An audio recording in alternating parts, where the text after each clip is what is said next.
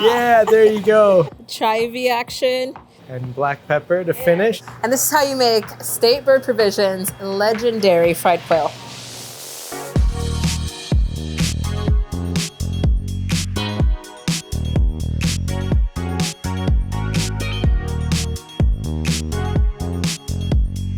Well, I guess the first step is that we're going to grab the quail and we're going to start butchering. Excellent, Chef. All right. Let's do it. Wow, what a beautiful walk-in.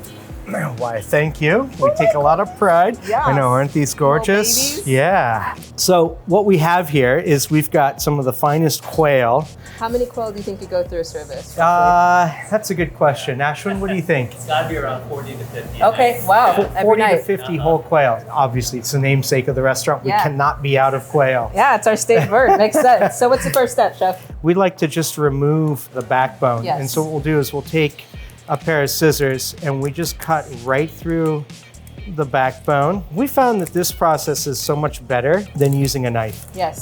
It's really simple, clean. We also get great stock out of it. Totally. And then really what we do is we just split it Up that breastbone. right up the breastbone. Okay. Yeah. So this is sort of a group exercise. Yeah, grab a pair of scissors. Yeah. Where are these quail from? These are California. These are raised by one person. Yes. Brent Wolf. So what are a few things that you love particularly about his quail? You'll notice that the quail are like perfectly consistent in size. We can count on them to be about 12 ounces a piece. Yep. How did you start butchering these quail down in the beginning? Has that process changed at all? Yeah. When we received quail before, we would get the semi-boneless quail. Yes. So that was the first thing that changed. And those we would just take a knife and just cut them right in half and marinate, done and done. And when we were using Wolf Ranch quail, we would actually butcher them off the bone, right? So we would actually, go through and remove the breasts and the legs and essentially simulate the semi-boneless quail. And then actually during the pandemic, we were doing what a lot of restaurants are doing, selling to-go food. Yes. And I was like, well, I don't want the quail to dry out. Yes. So let's just serve it on the bone. And then we loved it, and that was full steam ahead. So we've broken down all the quail, basically cutting them in half. What's the next step, Chef? So the next step is that we like to give them a rinse and bring in a saltwater slushy. So we just throw the salt in, give it a good whisk, and we throw a lot of ice in. I give a little taste. Perfect. You remove anything that's not necessary, but what you end up with is a gorgeous quail. You can see how it almost sort of illuminates the quail a little bit. It's so pretty. I know. I mean, the main thing is that we're just trying to really concentrate. You see all this water here. If this went into the buttermilk, we'd end up with kind of a rosé buttermilk. Totally. When we kind of do this in larger quantities, we'll throw a couple of handfuls of quail in here. It's cold, so you gotta work fast.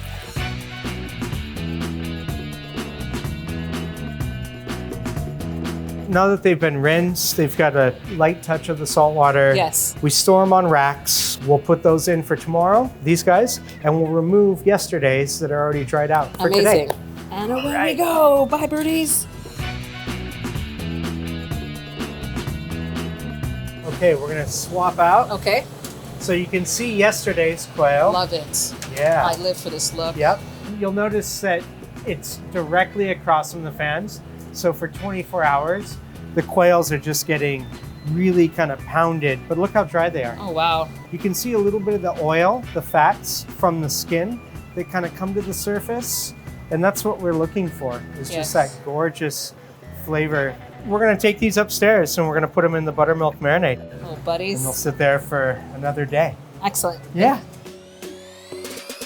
For the marinade, we just take a couple of jugs of buttermilk. Okay. And then we zest Meyer lemon.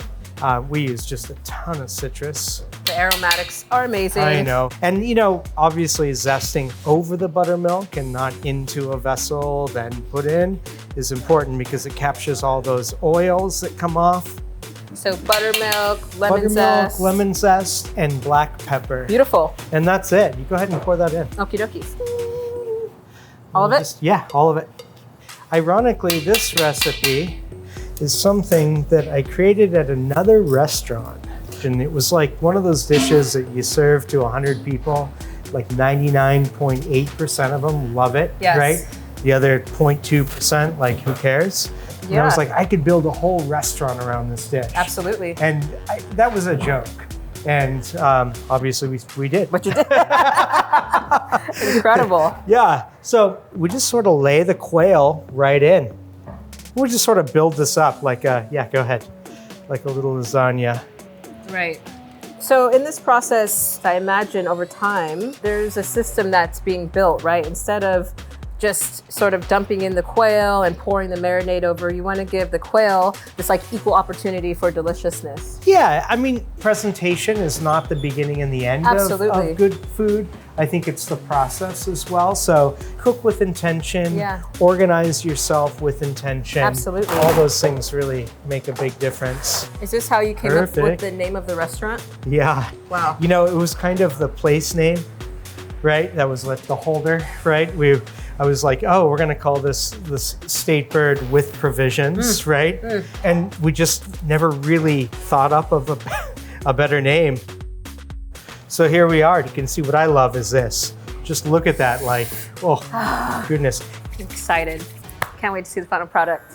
These quail have been in marinade for 24 hours. So welcome back to the party, yeah, quail. again, part of the 3-part process every day. And this is all the ingredients for the dredge. I'm just gonna throw it all into a big bowl. Okay. That's how we make it. So we have all-purpose flour, potato starch, breadcrumbs, crushed pumpkin seeds, chili powder, paprika, garlic powder, cayenne, and then salt. Is this an original dredge that you started this dish with? Yeah. Excellent. And how did you come up with using pumpkin seeds, and it's so unique? The pumpkin seeds and the breadcrumb was all about texture. All about texture. I wanted it to have like just that layers of craggly texture kinda, when you fry it, and it kind of shows itself. Absolutely. Yeah. And then what we'll do, it smells so good. Right? Already. It's so aromatic. Let's take these quail out. Okay. I grab it by the wingtip and I put the quail right in. One of my favorite processes is this, because you have these, I mean, that's like a Instagram worthy. Yeah, exactly. Yeah. But you see they come out and they're just really, really beautiful. And then I would just kind of, keep going. Okay. You want to do, there we go. Here. Dredge party. We'll do tag team dredging. Tag team back in. I love it. It's nice to be able to break it down and have a system around it to make it manageable, right? Like having a kind of quail breaking down party, right? It makes minimal work out of it, and then it's broken down over days, so it doesn't seem like any one part of the quail is daunting. Our protocol on the quail is tight. Yes. There are no gray area moves on this. Yes. Everybody knows, and I know that it's in perfect shape. I never have to be concerned about the integrity of the quail. These go back to the state bird walk-in where the air-dried birds are. Awesome. Let's go, team. Yay! Team quail. Thank you, Chef. All right, here we go. Here we are in the state bird kitchen. Wow. This is where we keep them to temper. Oh, okay, amazing. This is Gabby. She runs the kitchen at State Bird, and we are working on our kind of daily batch of tart onions. These are just just really stewed out onions that just really make the dish rather than serving it with just like a lemon wedge. It's a ton of butter and a ton of onions. Okay. That just when the juices release, it emulsifies with the butter and creates the best sauce for the state bird. It smells incredible. They look like that they're ready for lemon juice here. Let's add this in. People actually order seconds of the onions. I can see why. Go figure. Are you ready? Chef, are you ready to fry a quail? 100%. Okay, cool. The idea with the quail then is that we fry it in 335 degree Fahrenheit oil for about 4 minutes or so. Meanwhile, I'm gonna heat up the tart onions. So we're just gonna warm those up. I'm gonna kind of shake the quail a little bit. I'm gonna say that we're pretty good. Here, we'll pour them out. And of course you wanna salt the moment they come out of the fryer. What are we looking for? I'm looking for this golden color. It's golden brown. It's also glistening from the spices that are in it. Okay. So what we'll do is we'll take the tart onions, and we really want like just juicy, right? A couple of big scoops there. So we're gonna move our quail over.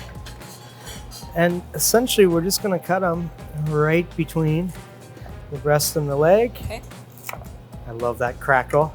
Well, you can see in the quail here, wow. I mean, it's cooked through so juicy. And juicy. Yeah, that's what we're really looking for.